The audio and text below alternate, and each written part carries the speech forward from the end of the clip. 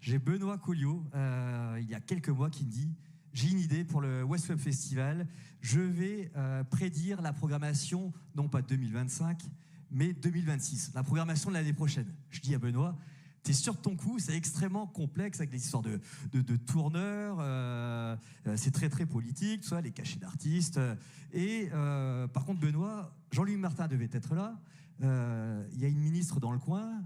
Maintenant, c'est officiel, de toute façon. Rachida Dati est dans le coin. Donc, il va essayer de se libérer le plus rapidement, mais je crois qu'on a Alexis de Deezer qui doit pas être très très loin. Donc, Benoît, on va t'applaudir bien fort avec ton collègue de Wiki. Et on va essayer de faire une session interactive là-dessus. Ça va être assez court, mais bon courage. Moi, j'y crois à votre formule. Merci, Sébastien. Bonjour à tous. C'est vraiment un plaisir d'être là aujourd'hui devant vous. En fait, avec Anthony, on a eu cette idée un peu folle il y a quelques mois de réussir à vous annoncer les têtes d'affiche du Festival des Vieilles Charrues pour l'édition 2026. Alors pour cela, on a réussi à infiltrer l'équipe de programmation des Vieilles Charrues et donc on est en mesure, là, maintenant, de vous dévoiler les premiers noms.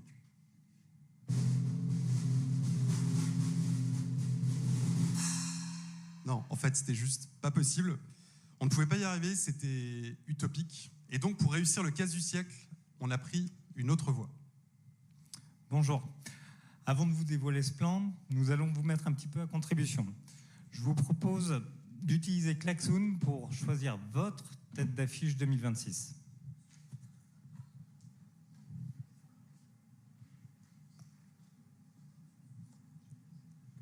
On reviendra sur les résultats d'ici quelques instants.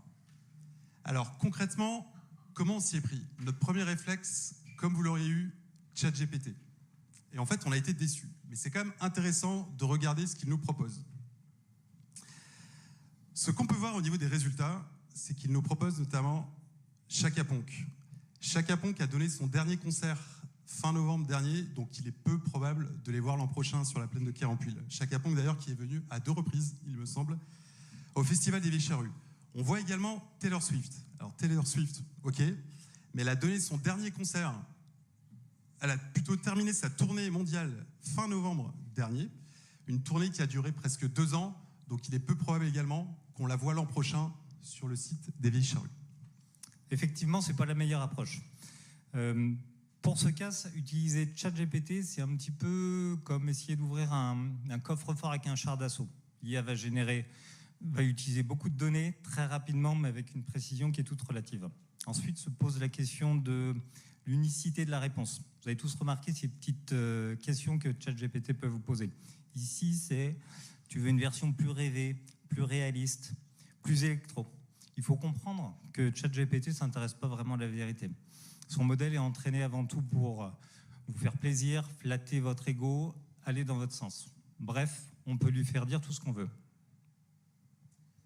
Et donc, pour réussir le casse du siècle, on a pris, comme je le disais, une autre voie, le machine learning. Alors, concrètement, le machine learning, c'est quoi? C'est le fait d'entraîner des algos sur plein de données qu'on maîtrise afin d'obtenir un résultat fiable. Mais finalement, comment je fais pour obtenir des données fiables? Et comment je fais pour les prendre en compte? Déjà, dans un premier temps, avec Anthony, on s'est posé pour comprendre comment fonctionne un festival et surtout comment on construit une programmation artistique.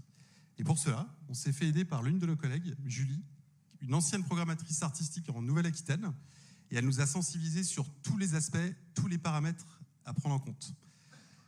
L'impact sur le territoire, le projet culturel et artistique, la dimension évidemment économique, les contraintes logistiques, etc., etc. Deuxième étape, ça a été d'aller chercher ces fameuses données. À partir de ce moment, on s'est quand même appuyé sur Armand, un data scientist expérimenté, qui nous a accompagnés sur le reste du projet. Pour le coup, on a été chercher toutes les programmations des Vieilles Charrues depuis 1992, donc première édition, celles des autres festivals bretons sur les 5 dernières années, des données de streaming aussi, sur les plateformes que vous pouvez utiliser quotidiennement, et enfin, les sorties et meilleures ventes d'albums. Troisième étape. Eh bien, comme pour un braquage où il faut s'entraîner, on a développé un algo, on l'a entraîné en lui rajoutant des données et on l'a corrigé. Et pourquoi c'est important de le corriger? tout simplement pour éviter les biais, pour éviter qu'ils fassent fausse route. Par exemple, la comptine, les crocodiles remontaient dans le résultat. Parce que cette comptine fait partie des top streaming, donc évidemment, on l'a exclue. Et on retrouve cette comptine dans les top streaming parce que Julien Doré, qui sera d'ailleurs présent demain soir sur la scène Glenmore, a remis au goût du jour cette chanson, et parce que tous les parents, et je suis sûr qu'il y en a pas mal dans la salle, connaissent cette comptine. Ah, les les crocodiles, sur les bords du Nil, ils sont partis, n'en parlons plus. Merci. Merci, Alors, Henri. merci à vous. Il semblerait que cette comptine permette aux enfants de développer leur oreille musicale. Le doute est permis, mais voilà, on vous laisse méditer là-dessus. Alors la suite. Ben, revenons au sondage de tout à l'heure qu'on a un petit peu vu. Est-ce que la régie va le remettre? Effectivement. Donc on voit en première position Linkin Park, en deuxième Taylor Swift. C'est assez marrant, on en a discuté tout à l'heure. Bon, du coup, comment se projette Nintalgo et quel résultat nous a-t-elle donné? Eh bien, c'est le moment que vous attendez tous de vous dévoiler en avant-première les têtes d'affiche, les groupes, artistes qui ont une probabilité élevée d'être présents l'an prochain sur la plaine de Kérampuil.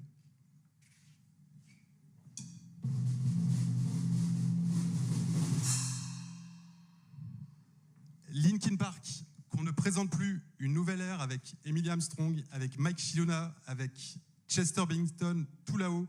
On retrouve également du rap français, US, avec Timal, avec Bad Bunny, avec l'artiste de l'hyperpop britannique, avec Charlie XCX.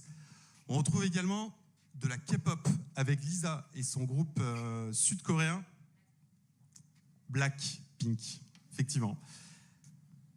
Et donc, par rapport à tout ça, et j'oubliais quand même les têtes d'affiche aussi principales, du son pop-rock US avec Benson Boone, qu'on entend beaucoup en ce moment sur les ondes, et Imagine Dragon. Par rapport à tout ça, Anthony, qu'est-ce qu'on en ressort? Ce qu'il faut en retenir, c'est que ce type de projet est conditionné par la relation entre le métier et les équipes techniques. C'est ce qui va nous permettre d'aller chercher de la donnée de qualité, d'affiner aussi nos algorithmes. Et on s'est aussi rendu compte que réaliser une programmation artistique, c'était pas si simple que ça. Il faut mettre en place des moyens humains, financiers, expertise métier, expertise technique, de la sensibilité aussi. Donc dans ce contexte, l'IA ne peut pas prendre de décision à votre place tout simplement, mais reste un bon outil d'aide à la décision. Merci.